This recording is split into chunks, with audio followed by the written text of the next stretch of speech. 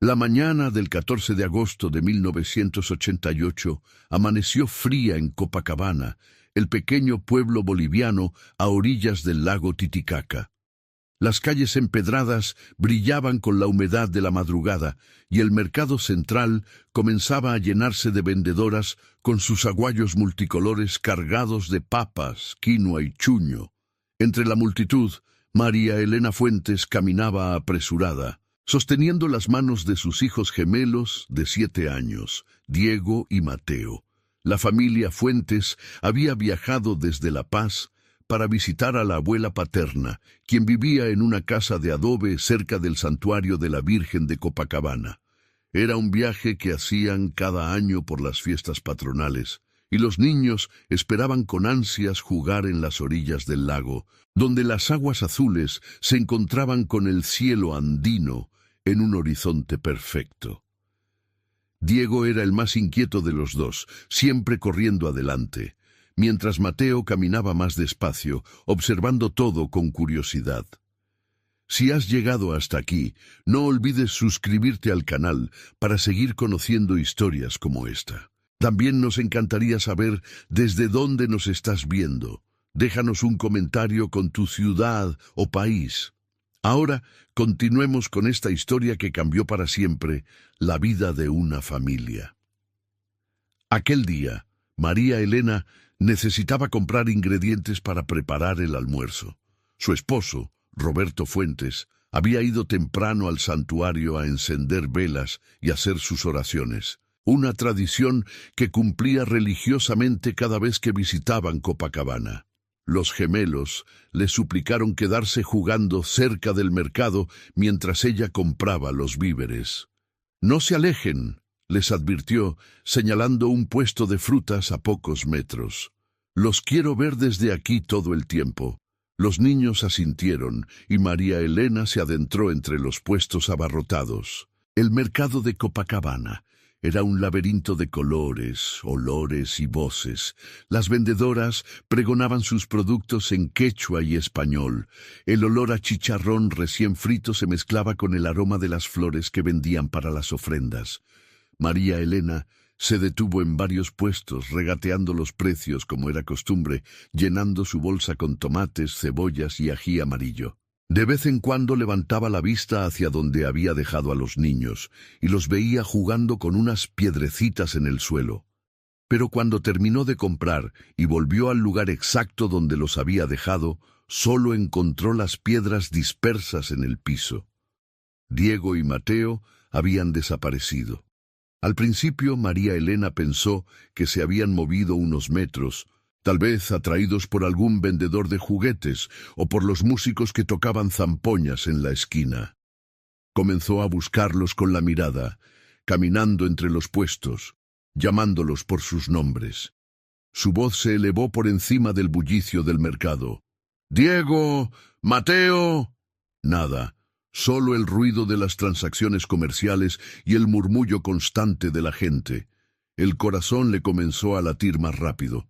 Dejó caer su bolsa de compras y empezó a correr entre los puestos, preguntando a las vendedoras si habían visto a 2 niños gemelos de 7 años, idénticos, vestidos con chompas azules y pantalones grises. Algunas mujeres negaban con la cabeza.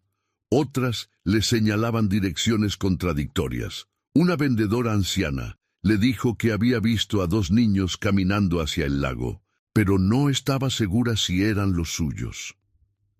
María Elena corrió hacia la orilla del Titicaca, donde las pequeñas embarcaciones de totora se mecían suavemente. El lago se extendía inmenso y tranquilo, con la isla del Sol visible en la distancia. Preguntó a los pescadores, a los guías turísticos, a cualquiera que estuviera cerca. Nadie había visto a los gemelos. El pánico comenzó a apoderarse de ella. Sus gritos se volvieron más desesperados, más agudos. Algunas personas comenzaron a ayudarla en la búsqueda, pero el mercado era grande y había demasiados rincones donde 2 niños pequeños podían haberse perdido. Alguien fue a buscar a Roberto al santuario. Cuando llegó corriendo, el rostro de María Elena estaba bañado en lágrimas. Se los llevaron. repetía ella entre sollozos. Alguien se llevó a nuestros hijos. Roberto intentó mantener la calma, aunque por dentro sentía que el mundo se derrumbaba. Organizó grupos de búsqueda entre los habitantes del pueblo. Los gemelos eran fáciles de identificar. Cabello negro lacio, ojos oscuros, la misma marca de nacimiento en forma de media luna en el cuello. Durante horas, docenas de personas peinaron cada rincón de Copacabana. Revisaron el mercado completo, las calles aledañas, las casas abandonadas, los terrenos baldíos cerca del lago. Preguntaron en todas las tiendas, en la estación de autobuses, en los puestos de taxis que conectaban el pueblo con La Paz. Nadie había visto a Diego y Mateo después de las 10 de la mañana. Cuando cayó la noche, la familia Fuentes estaba destrozada. La abuela de los niños rezaba sin cesar frente a un altar improvisado con velas y fotografías de los gemelos. María Elena no podía dejar de llorar, abrazando las chompas azules que habían quedado en la casa porque los niños habían salido con abrigos más ligeros. Roberto, con los ojos enrojecidos y los puños apretados, hablaba con el único policía del pueblo, un hombre mayor de bigote canoso que tomaba notas en un cuaderno desgastado. ¿Enemigos?, preguntó el policía. ¿Alguien que pudiera querer hacerles daño? Roberto negó con la cabeza. Eran una familia trabajadora de clase media, sin conflictos ni deudas importantes. Él trabajaba como contador en una empresa minera en La Paz, y María Elena era maestra de primaria. No tenían motivos para creer que alguien quisiera secuestrar a sus hijos por venganza o por dinero. El policía prometió contactar a las autoridades en La Paz y alertar a los pueblos vecinos. Pero en 1988, en una zona rural de Bolivia, los recursos eran limitados. No había teléfonos celulares, internet ni sistemas de búsqueda coordinados. Las comunicaciones dependían de llamadas telefónicas desde cabinas públicas y de mensajes enviados por radio. La búsqueda de 2 niños desaparecidos en medio de los Andes era como buscar 2 gotas de agua en el océano. Durante las siguientes semanas, Roberto y María Elena permanecieron en Copacabana, negándose a regresar a La Paz sin sus hijos. Pegaron fotografías de los gemelos en cada poste, en cada pared, en cada negocio del pueblo. Ofrecieron una recompensa que representaba todos sus ahorros. Cada mañana salían a preguntar, a buscar, a esperar que alguien tuviera información. Pero los días pasaban y no había rastro de Diego y Mateo. Los rumores comenzaron a circular por el pueblo. Algunos decían que los niños habían sido raptados por traficantes que vendían niños a familias sin hijos en otros países. Otros susurraban sobre una red de secuestradores que operaba en la frontera entre Bolivia y Perú. Había quienes mencionaban casos similares en pueblos cercanos, niños que habían desaparecido durante festividades o días de mercado y nunca más habían sido encontrados. María Elena escuchaba cada rumor con una mezcla de horror y esperanza. Horror porque las posibilidades eran terribles, esperanza porque significaba que sus hijos podrían estar vivos en algún lugar. Roberto contactó con periodistas de La Paz, y la historia de los gemelos desaparecidos apareció en algunos periódicos locales. Pero en un país donde las desapariciones y los crímenes sin resolver eran frecuentes, el caso no generó la atención que la familia esperaba. 2 meses después de la desaparición, exhaustos física y emocionalmente, Roberto y María Elena regresaron a La Paz. La vida debía continuar de alguna manera, aunque ninguno de los dos sabía cómo vivir con ese vacío insoportable. La casa que antes estaba llena de risas infantiles se había convertido en un mausoleo silencioso. Las habitaciones de los gemelos permanecieron intactas, con sus juguetes ordenados en los estantes y sus camas perfectamente tendidas, esperando un regreso que parecía cada vez más imposible. María Elena dejó de trabajar durante un año. No podía concentrarse en enseñar a otros niños cuando los suyos estaban perdidos en algún lugar del mundo. Roberto continuó con su trabajo, pero se volvió un hombre distinto, callado, ausente, consumido por la culpa de no haber estado con su familia ese día en el mercado.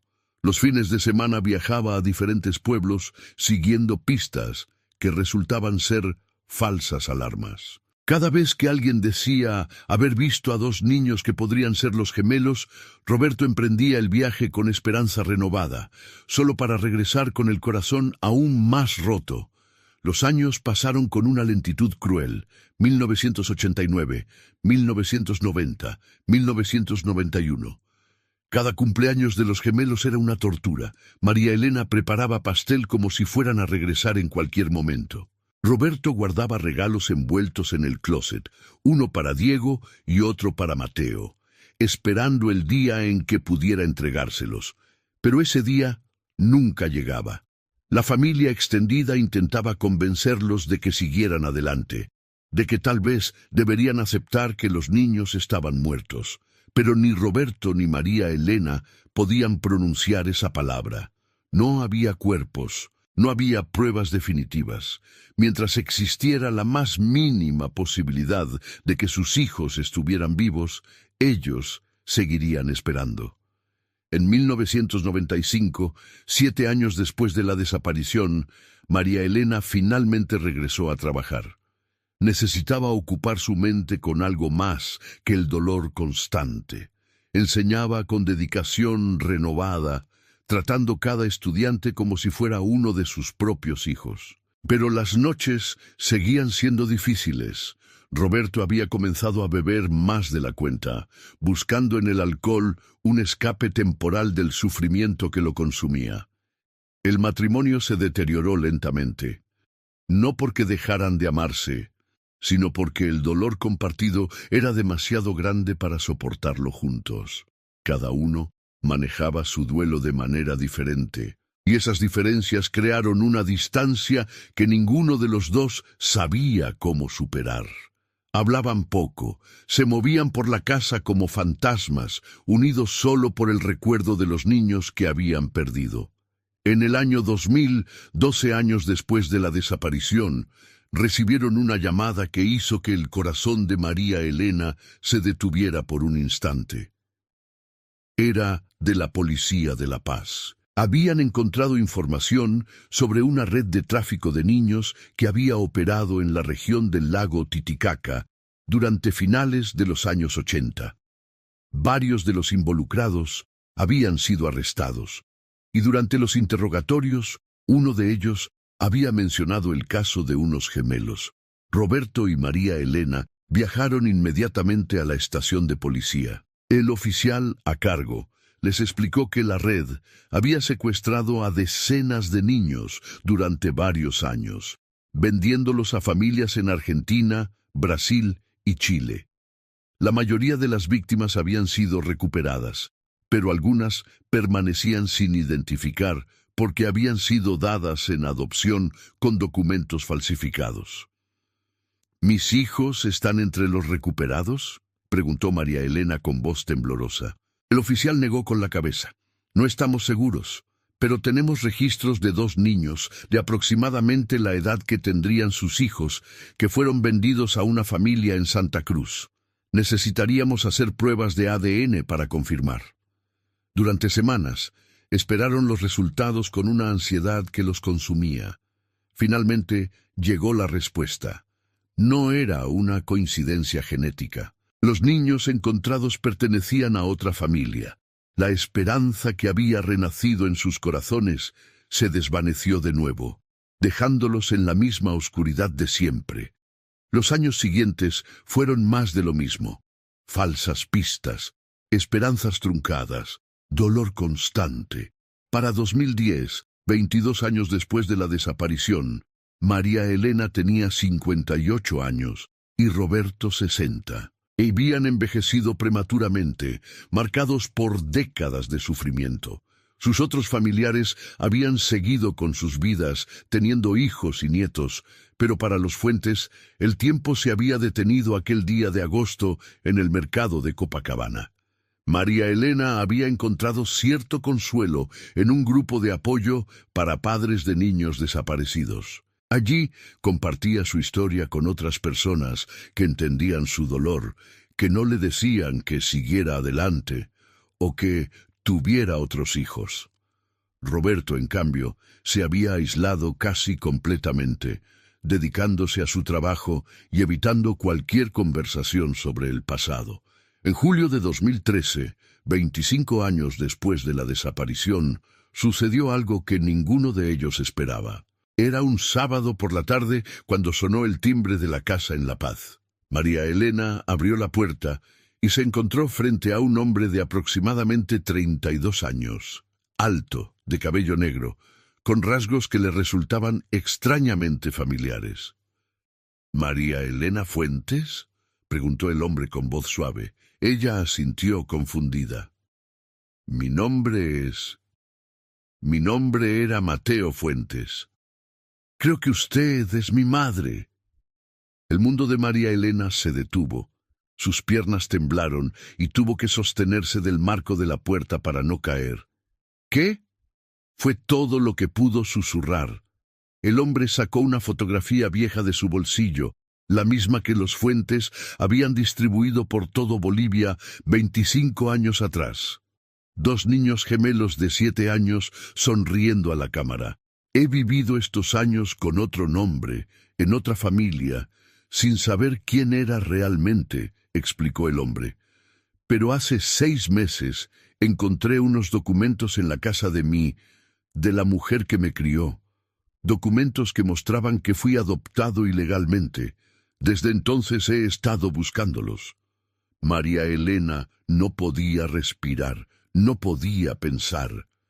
Solo podía mirarlo, buscando en ese rostro adulto los rasgos del niño que había perdido. Y allí estaban, los mismos ojos oscuros, la misma forma de la nariz, y en el cuello, visible sobre el cuello de su camisa, la marca de nacimiento en forma de media luna. «¿Eres tú?», lloró María Elena. «¿Realmente eres tú?». El hombre asintió con lágrimas corriendo por sus mejillas. Ella lo abrazó con una fuerza que contenía 25 años de dolor, de búsqueda, de esperanza nunca abandonada. «¡Roberto!», gritó hacia el interior de la casa. «¡Roberto! ¡Ven rápido!». Roberto apareció desde la sala, irritado por el grito, pero se quedó paralizado cuando vio la escena en la puerta. María Elena se apartó del hombre permitiéndole ver. «Es Mateo», dijo con voz quebrada. «Nuestro hijo ha regresado». Los días siguientes fueron un torbellino de emociones contradictorias. Alegría indescriptible por el regreso de Mateo, mezclada con el dolor por la ausencia de Diego. Mateo les contó su historia sentado en la sala que no había cambiado en 25 años, rodeado por las fotografías que sus padres nunca quitaron de las paredes. Recordaba muy poco del día de la desaparición. Tenía imágenes fragmentadas, el mercado lleno de gente, una mujer que les ofreció dulces, subir a un vehículo. Después de eso, su memoria se volvía borrosa. Lo siguiente que recordaba con claridad era vivir en una casa en Santa Cruz, con una pareja que él creía que eran sus padres. Le habían dicho que sus padres biológicos habían muerto en un accidente, y él había crecido con esa historia. La pareja que lo crió lo llamó Sebastián Morales.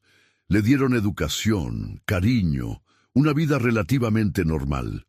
Nunca sospechó nada hasta que la mujer que él conocía como su madre murió de cáncer hace un año. Al revisar sus pertenencias, encontró una caja escondida en el ático con documentos que revelaban la verdad. Un certificado de adopción falsificado, recortes de periódicos sobre niños desaparecidos y una fotografía de él y Diego. «¿Dónde está mi hermano?», preguntó Mateo, aunque temía la respuesta. María Elena y Roberto se miraron con dolor. «No lo sabemos», admitió Roberto, Pensábamos que ustedes dos habían sido llevados juntos. Si tú estás aquí, Diego tiene que estar en algún lugar. Mateo explicó que según los documentos que encontró, él y Diego habían sido separados el mismo día del secuestro. Dos parejas diferentes los habían comprado a través de la red de tráfico. Él había ido a Santa Cruz, pero no tenía información sobre dónde había terminado Diego. El hombre que los había criado, a quien Mateo todavía llamaba papá por costumbre, había muerto años atrás, llevándose los detalles a la tumba. La policía reabrió el caso con nueva urgencia. Con la información proporcionada por Mateo y los documentos que había encontrado, pudieron rastrear a otros miembros de la red de tráfico que todavía vivían. Algunos ya estaban en prisión por otros delitos, otros habían desaparecido. Pero uno de ellos, un hombre mayor llamado Ernesto Paz, aceptó hablar a cambio de consideraciones en su sentencia por crímenes no relacionados. Ernesto recordaba el caso de los gemelos. Fue uno de los últimos trabajos antes de que cerráramos la operación, dijo durante el interrogatorio. 2 niños idénticos. Los separamos porque era más fácil venderlos individualmente. Uno fue a Santa Cruz, el otro. Hizo una pausa, tratando de recordar. El otro fue a una familia en Cochabamba. No recuerdo el nombre, pero puedo describir la casa. Con esa información, la búsqueda de Diego se intensificó. Roberto, María Elena y Mateo viajaron a Cochabamba, un departamento en el centro de Bolivia conocido por sus valles fértiles y su clima templado. Siguieron las descripciones de Ernesto hasta llegar a un barrio residencial en las afueras de la ciudad. La casa que él había descrito todavía estaba allí. Una construcción de 2 pisos con un jardín frontal lleno de rosales. Tocaron la puerta con corazones acelerados. Una mujer de unos 60 años abrió, mirándolos con curiosidad y cierta aprensión. «¿En qué puedo ayudarles?», preguntó. Roberto tomó la palabra. «Estamos buscando información sobre un niño que pudo haber sido traído a esta casa hace aproximadamente 25 años. Un niño de 7 años, parte de un par de gemelos». El rostro de la mujer palideció visiblemente. «No sé de qué hablan», dijo, intentando cerrar la puerta, pero Roberto puso su pie en el marco. «Por favor», suplicó María Elena, «solo queremos saber qué pasó con nuestro hijo. Ya encontramos a uno, solo queremos encontrar al otro». La mujer los miró por un largo momento, conflicto evidente en su expresión. Finalmente suspiró y abrió la puerta completamente. «Entren», dijo con voz cansada. Los condujo a una sala decorada con fotografías familiares. María Elena las escaneó desesperadamente con la mirada, buscando algún rostro que pudiera ser Diego. «Mi esposo y yo no podíamos tener hijos», comenzó la mujer sentándose en un sofá. «Nos dijeron que había un niño disponible para adopción. Pagamos una suma de dinero, firmamos papeles que pensábamos que eran legales. Nos trajeron a un niño de 7 años, asustado y confundido. Le dijimos que éramos su nueva familia. ¿Dónde está ahora?», preguntó Mateo, inclinándose hacia adelante. La mujer cerró los ojos. «Mi esposo murió hace 10 años. Y nuestro hijo, el niño que criamos como nuestro hijo, se fue de casa cuando tenía 18 años. Tuvimos una pelea terrible. Le había contado la verdad sobre su adopción, porque el peso de la mentira era demasiado grande. Él se enfureció, dijo que le habíamos robado su vida, y se fue. Fue hace 14 años. No he sabido nada de él desde entonces. El silencio que siguió fue aplastante. Habían estado tan cerca. Diego había estado vivo, había crecido, pero ahora estaba perdido de nuevo, esta vez por elección propia». «¿Cómo se llamaba?», preguntó María Elena con voz apenas audible. «¿Qué nombre le pusieron?». «Miguel», respondió la mujer. «Miguel Vargas, pero cuando se fue, dijo que iba a cambiarse el nombre. Dijo que no quería ser Miguel Vargas ni Diego Fuentes, quería ser alguien completamente nuevo. La mujer les dio una fotografía de Miguel a los 17 años, poco antes de irse. María Elena la tomó con manos temblorosas. El parecido con Mateo era innegable. Los mismos rasgos, la misma intensidad en la mirada, aunque Miguel tenía una expresión más dura, más cerrada, y allí, en su cuello, la marca de nacimiento en forma de media luna. ¿Tienen idea de dónde pudo haber ido?, preguntó Roberto. La mujer negó con la cabeza. Amenazó con irse a otro país, tal vez Argentina o Chile. Dijo que quería empezar de cero donde nadie lo conociera. Contraté investigadores privados durante años, pero nunca lo encontraron, o no quisieron ser encontrados. Salieron de esa casa con una mezcla de emociones devastadoras. Por un lado, la confirmación de que Diego había sobrevivido, que había crecido y se había convertido en un adulto. Por otro, la comprensión de que encontrarlo sería casi imposible si él no quería ser encontrado. Un hombre de 32 años con una nueva identidad en un continente inmenso era como una aguja en un pajar. Durante los siguientes meses, Mateo se integró lentamente a la vida de sus padres biológicos. Era un proceso difícil y extraño para todos. Él había vivido 32 años con otra identidad, otros recuerdos, otra historia. Tenía un trabajo como ingeniero en Santa Cruz, amigos, una vida establecida, pero sentía una necesidad profunda de conocer sus orígenes, de entender quién era realmente. María Elena y Roberto intentaban compensar el tiempo perdido, pero había un abismo de 25 años entre ellos que no podía llenarse fácilmente. Mateo los llamaba por sus nombres, no podía llamarlos mamá y papá, porque esas palabras estaban asociadas con las personas que lo habían criado, a pesar de todo.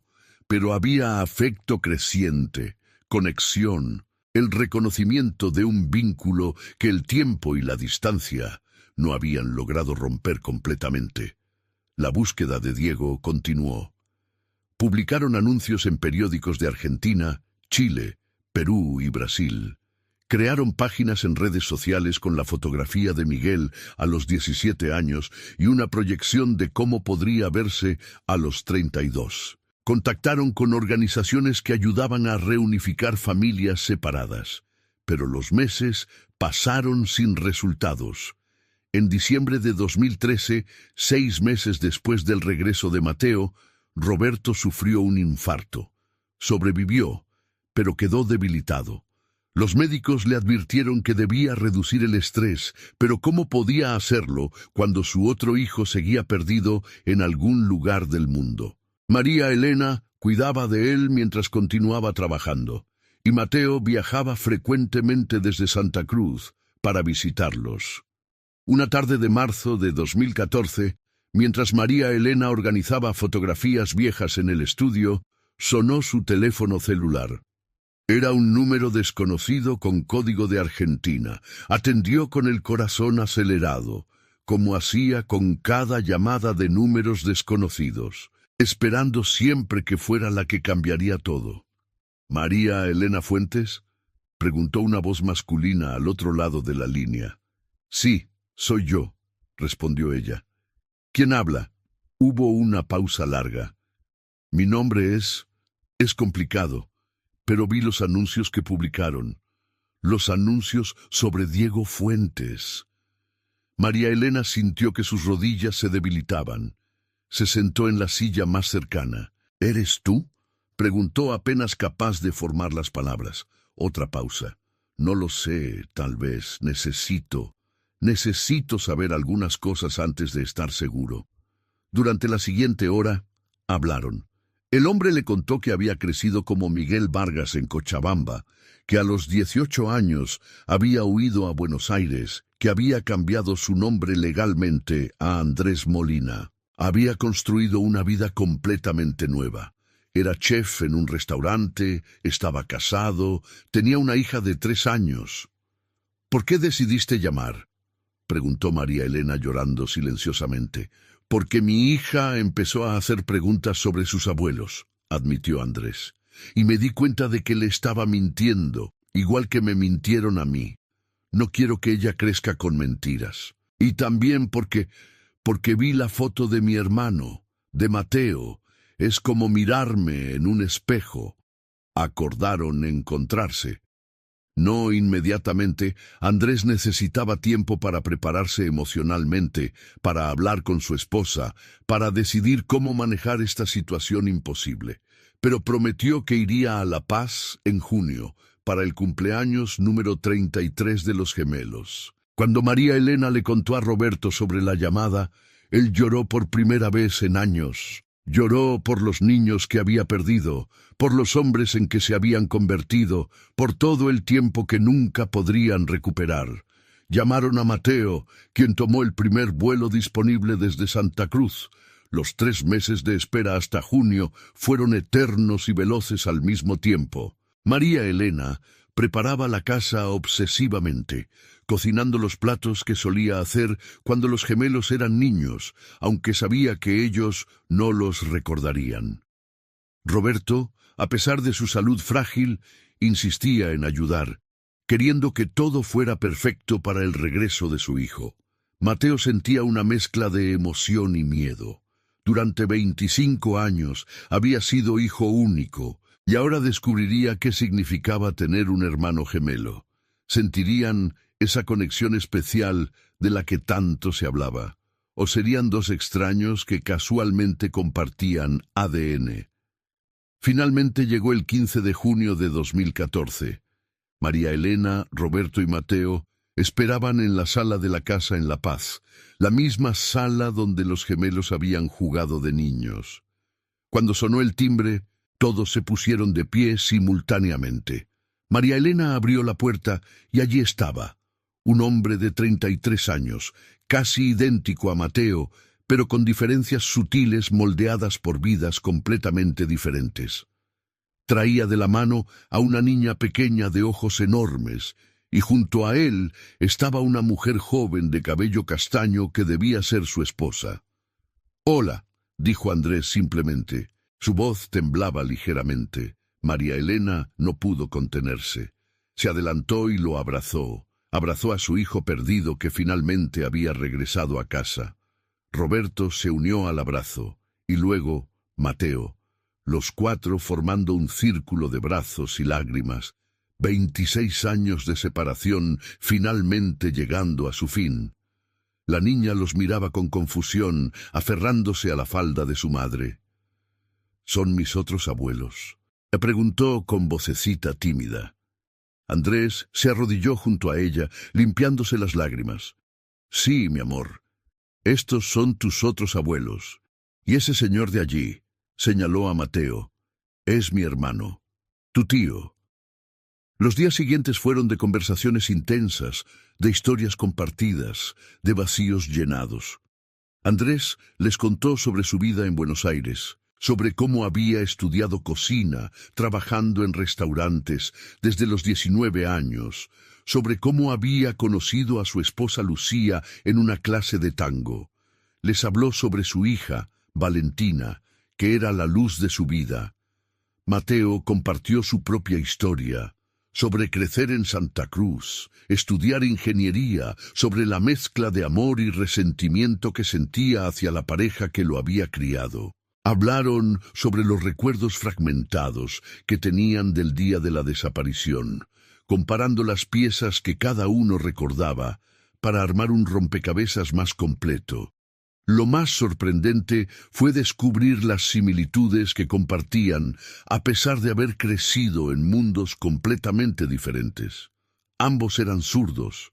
Ambos tenían las mismas alergias a ciertos alimentos. Compartían gestos inconscientes, maneras de sonreír, de fruncir el ceño cuando estaban concentrados. Era como si su ADN hubiera programado ciertas cosas que ni la separación ni las circunstancias pudieron cambiar. Pero también había diferencias profundas. Mateo era más abierto, más confiado, resultado de haber crecido en un ambiente relativamente estable. Andrés era más cerrado, más cauteloso, marcado por el trauma de descubrir que toda su infancia había sido una mentira. Mateo aún mantenía contacto con la familia que lo había criado en Santa Cruz. Andrés había cortado todo contacto con los Vargas. María Elena observaba a sus hijos reunidos en su sala y sentía una alegría mezclada con un dolor profundo. Alegría porque finalmente los tenía a ambos de vuelta. Dolor por todo lo que se habían perdido. Las primeras palabras después de los 7 años, los primeros días de escuela, las graduaciones, los primeros amores. 26 años de vida que nunca podrían recuperar. Roberto, cuya salud continuaba siendo frágil, pasaba horas simplemente mirando a sus hijos como si temiera que si apartaba la vista desaparecerían de nuevo. Le contó a Andrés sobre todos los viajes que había hecho buscándolos, todas las pistas falsas que había seguido. «Nunca dejé de buscar», le dijo con voz quebrada. «Ni un solo día dejé de pensar en ustedes». La última noche antes de que Andrés regresara a Buenos Aires, la familia completa se sentó a cenar junta. María Elena había preparado frícase de pollo, uno de los platos favoritos de los gemelos cuando eran niños. Mientras comían, Valentina preguntó: «Abuela, ¿por qué papá no vivió siempre con ustedes?». Se hizo un silencio incómodo. Todos miraron a Andrés, esperando ver cómo manejaría la pregunta. Él puso su tenedor en el plato y miró a su hija con seriedad. «Porque cuando era niño me perdí, pero ahora me encontré de nuevo. Y ahora tú tienes más familia que antes. ¿No es maravilloso?».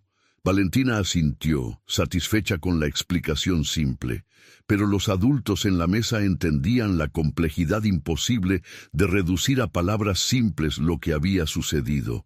No era solo que se hubieran perdido.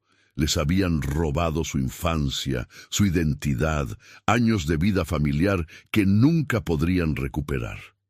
Antes de irse, Andrés le prometió a María Elena que volverían a visitarlos. «No puedo cambiar el pasado», le dijo. «No puedo volver a ser Diego, pero puedo ser Andrés, tu hijo, que viene a visitarte con su familia. ¿Es suficiente?». María Elena lo abrazó fuertemente. «Es más que suficiente, es todo».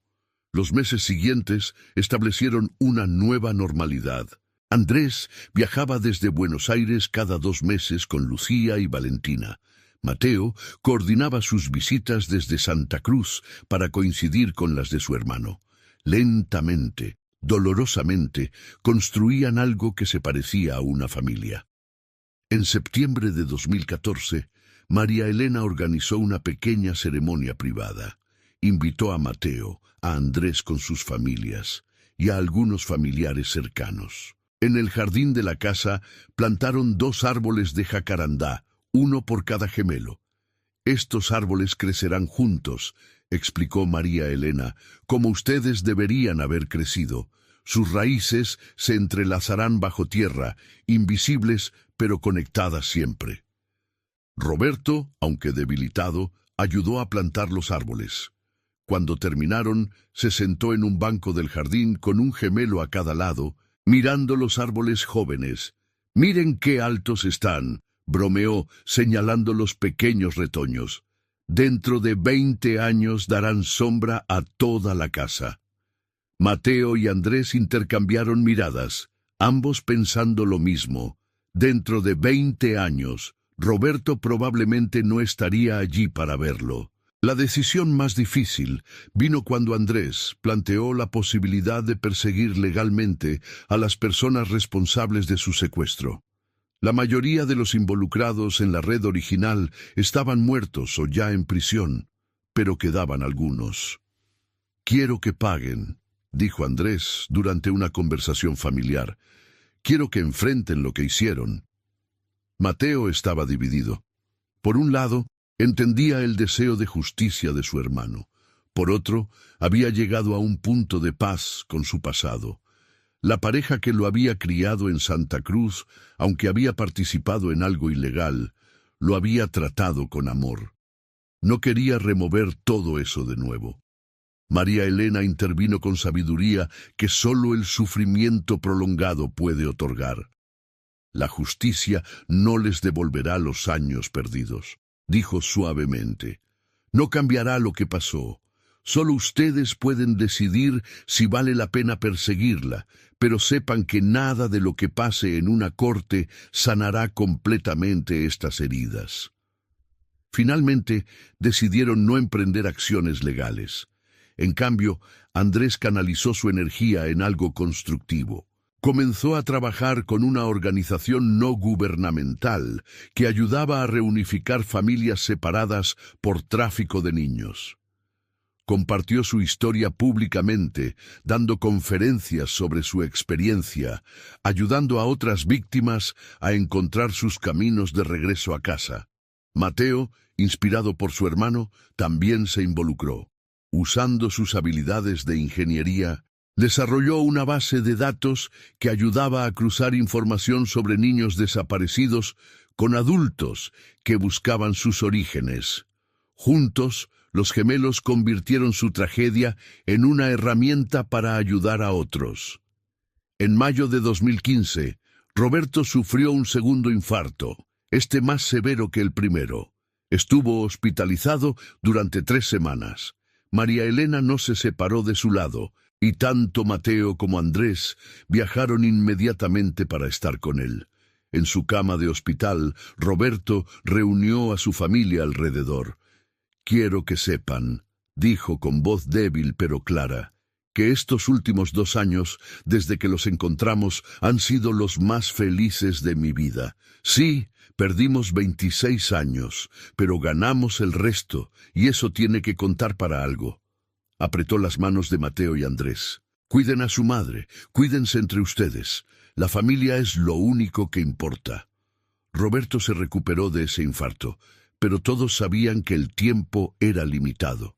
Los gemelos comenzaron a viajar más frecuentemente, trayendo a sus familias, creando memorias para compensar las pérdidas. Tomaban fotografías constantemente, documentando cada momento, cada conversación, cada abrazo. Fue durante una de esas visitas, en diciembre de 2015, que Mateo y Andrés finalmente tuvieron la conversación que habían estado evitando. Estaban solos en el jardín, mirando los árboles de jacarandá que ahora medían casi 2 metros. ¿Alguna vez te preguntas quiénes seríamos si nada de esto hubiera pasado?, preguntó Andrés. Mateo asintió. Todo el tiempo. Me pregunto si nos habríamos llevado bien, si hubiéramos sido amigos, además de hermanos, qué habríamos estudiado, cómo habrían sido nuestras vidas. ¿Crees que sería mejor?, continuó Andrés. Mateo reflexionó por un largo momento. No lo sé. Es imposible saberlo. Pero sé que las vidas que tenemos ahora, aunque nacieron de algo terrible, son vidas reales con gente real que nos ama. Mi esposa, mi hijo, tu Lucía y Valentina, ellos no existirían si nuestras vidas hubieran sido diferentes. Era una verdad compleja y difícil. Si los gemelos no hubieran sido secuestrados, si hubieran crecido juntos en la paz con sus padres biológicos, serían personas completamente diferentes. Las personas que amaban, los hijos que habían tenido, ninguno de ellos existiría. ¿Cómo reconciliar el horror de lo que les habían hecho con el amor que sentían por las familias que habían construido a partir de esas circunstancias?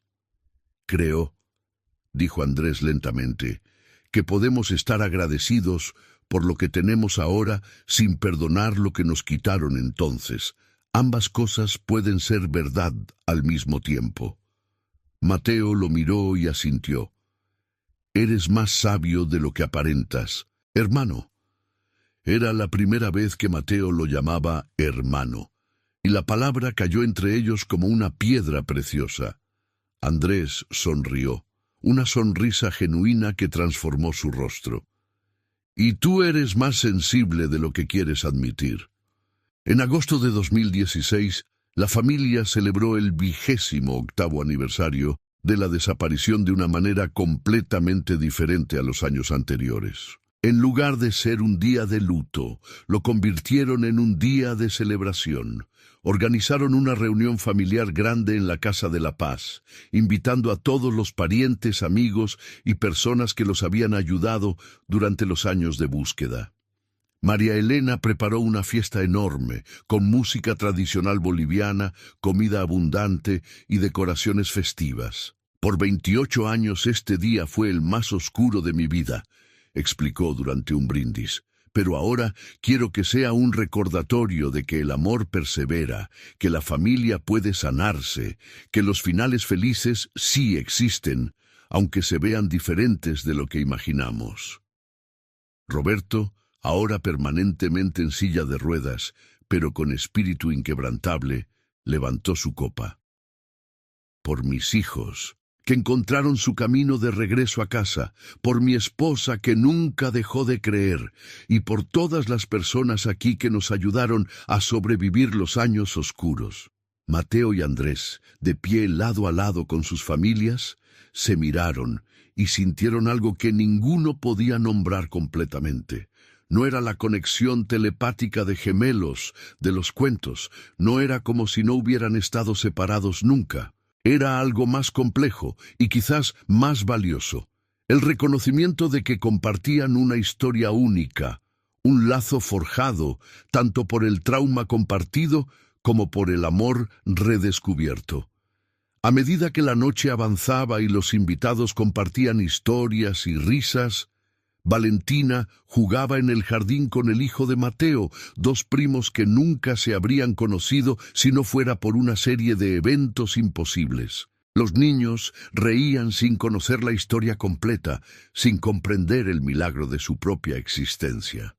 María Elena los observaba desde la ventana, lágrimas corriendo silenciosamente por sus mejillas. Roberto se acercó en su silla de ruedas y tomó su mano. «Lo logramos», susurró. «No de la manera que esperábamos, pero lo logramos».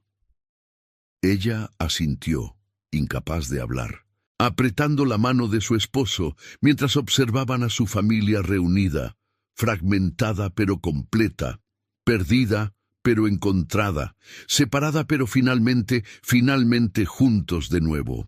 Los años que siguieron no fueron perfectos. Había días difíciles, recuerdos dolorosos que surgían inesperadamente, momentos en que el peso de todo lo que habían perdido amenazaba con aplastarlos. Pero también había momentos de alegría pura, cumpleaños celebrados juntos, vacaciones familiares, graduaciones de los nietos, llamadas telefónicas tarde en la noche entre hermanos que aún estaban aprendiendo a conocerse. Roberto falleció en paz en marzo de 2018, rodeado de su familia completa. Sus últimas palabras fueron para María Elena. Valió la pena cada año de búsqueda, cada lágrima, cada esperanza quebrada. Todo valió la pena para tener esto al final. Murió con una sonrisa en los labios y sus dos hijos sosteniendo sus manos. En su funeral, Mateo y Andrés dieron el elogio juntos, alternando frases, completando las oraciones del otro, de una manera que hubiera sido imposible solo unos años atrás.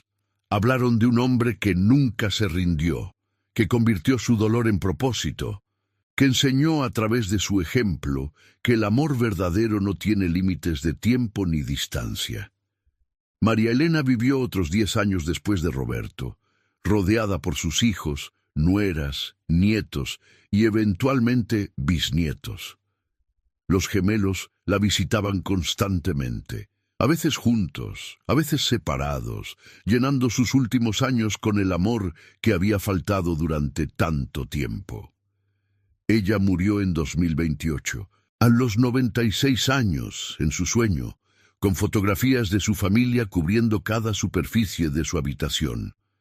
En su testamento, dejó la Casa de la Paz a ambos hijos por igual, con una sola condición: que nunca la vendieran, que se mantuviera como un lugar donde la familia pudiera reunirse, donde las futuras generaciones pudieran escuchar la historia de los gemelos que se perdieron y se encontraron. Los árboles de jacarandá en el jardín, ahora enormes y floridos cada primavera, servirían como recordatorio viviente de raíces que se entrelazaban invisibles, pero inquebrantables bajo la superficie. Años después de la muerte de María Elena, cuando Mateo y Andrés eran hombres de 50 años, se sentaron juntos bajo esos árboles de jacarandá, sus ramas ahora tan entrelazadas que era imposible distinguir dónde terminaba uno y comenzaba el otro. Sus propios hijos ya eran adultos, algunos con hijos propios, una familia extendida que no existiría si no fuera por una tragedia convertida en triunfo. ¿Sabes lo que más me sorprende?, dijo Mateo rompiendo un silencio cómodo, que después de todo, después de 26 años separados, después de crecer como personas completamente diferentes con nombres diferentes, en mundos diferentes, todavía somos hermanos, realmente, profundamente hermanos. Andrés asintió, mirando hacia arriba a través de las flores púrpuras del jacarandá. Mamá solía decir que la familia no es solo sangre, es elección. Cada día elegimos ser familia, y nosotros, hermano, hemos elegido esto cada día desde que nos reencontramos. Y en ese momento, bajo los árboles que su madre había plantado como símbolo de esperanza, los gemelos que habían desaparecido en Bolivia en 1988 y se habían reencontrado 25 años después, sintieron finalmente que habían llegado a casa. No a la casa que debieron tener, no a la vida que les robaron, sino a algo nuevo construido sobre los escombros de lo perdido. Una familia reimaginada, un amor redefinido, una historia de pérdida transformada en legado de esperanza. La marca de media luna en sus cuellos, idéntica en ambos a pesar de todos los años y todas las distancias, brillaba suavemente bajo la luz filtrada del jacarandá, un recordatorio permanente de que algunas conexiones trascienden el tiempo, el espacio y todas las fuerzas que intentan romperlas.